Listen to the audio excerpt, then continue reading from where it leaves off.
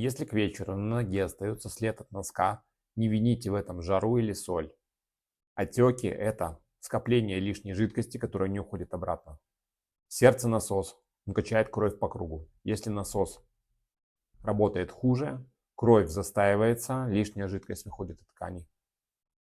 Это как река с медленным течением.